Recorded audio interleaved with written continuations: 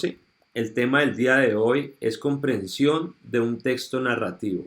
Ustedes aquí en el Classroom van a encontrar tres pestañas, como siempre: actividad, guía y enlace. Invitaciones que vayamos al enlace para que puedan observar cuál es el objetivo de aprendizaje de nuestra clase del día de hoy. Como les decía, vamos a comprender textos narrativos. Para eso tenemos una introducción, es un video que vamos a observar, escuchar. Ustedes van tomando apuntes como siempre mientras se reproduce este video.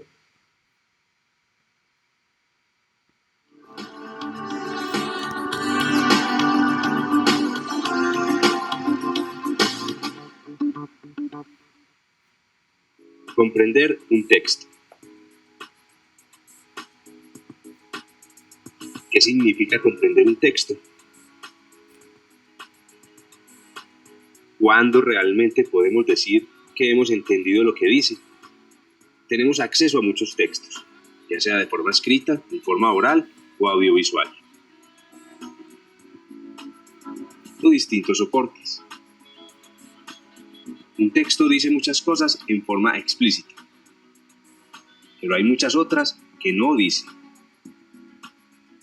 En la comprensión literal, el lector debe extraer la información directa, crear una imagen mental de lo más importante. Pero esto no es suficiente.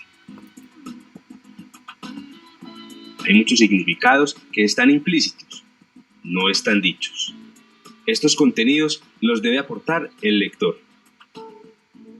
Umberto Eco, gran intelectual italiano, decía que el texto es un mecanismo perezoso. Esto significa que el lector debe rellenar las lagunas de información no dichas. Un texto se comprende cuando interactúan los contenidos explícitos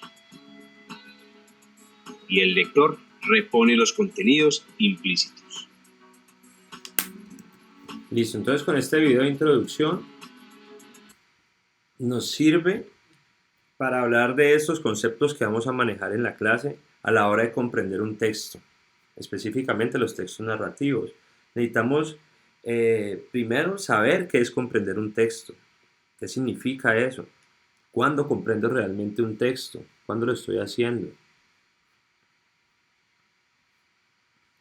Listo, también vamos a hablar de los diferentes tipos de textos, que ya lo hemos mencionado. No solamente son los escritos, sino que pueden ser gráficos, audiovisuales, sonoros y en diferentes soportes. Es muy importante entonces tener en cuenta también que para realizar una buena lectura debo identificar qué tipo de texto es y en qué soporte está, para poder llegar a entender lo implícito en el texto, es decir, lo que no está dicho, lo que no está escrito. Eso lo debo descubrir yo como lector, lo debo interpretar, lo debo entender. Entonces es muy importante saber qué es lo implícito y qué es lo explícito en un texto para podernos hacer imágenes mentales. ¿Listo? Entonces, ¿qué vamos a hacer? En esta clase vamos a descubrir nuevas ideas y eventos en forma secuencial y vamos a presentar información teniendo en cuenta una secuencia de eventos. Eso es lo que vamos a desarrollar en esta clase. Para desarrollar esos objetivos, vamos a llevar a cabo tres actividades que les voy a mencionar y ahorita las vamos a llevar a cabo cada una de ellas. Vamos a tener una definición de qué es la superestructura y qué es la macroestructura en un texto para facilitar la comprensión de los mismos. Y también cuál es la estructura de un texto narrativo, que ya todos la conocemos, pero la vamos a repasar. ¿Listo? Por otro lado, vamos también a definir qué es el lenguaje figurado y cuáles son las figuras literarias, con ejemplos y con las características de cada una. ¿Listo? Eso también ya lo hemos manejado en otras ocasiones, pero esta vez le vamos a dar el enfoque aplicativo a los textos narrativos. ¿Listo? Ahí tenemos unas imágenes con las cuales vamos a trabajar y vamos a observar las características, por ejemplo, de la metáfora, del símil o de la hipérbole. que ya lo hemos hecho en otras clases con otras actividades.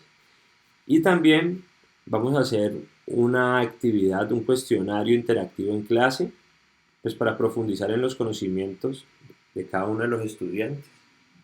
Entonces ahí tenemos 10, 10 preguntas que ustedes van a resolver pues después de haber hecho todas las actividades para profundizar en estos contenidos.